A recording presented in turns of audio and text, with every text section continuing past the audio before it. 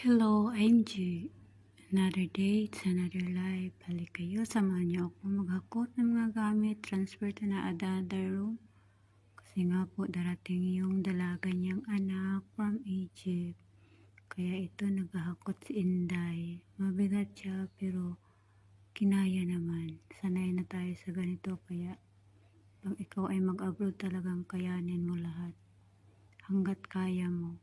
Kasi lalo na ako, isa lang ako dyan. Wala akong matawag na kailangan tulungan ako. Kaya yan. Easy lang yan. Ako pa ba? Char, char, char. Yun lang guys. Ayan. Ayun. At natapos din. Inom water pag may tay. Yan lang po. God bless you everyone. Maasalam.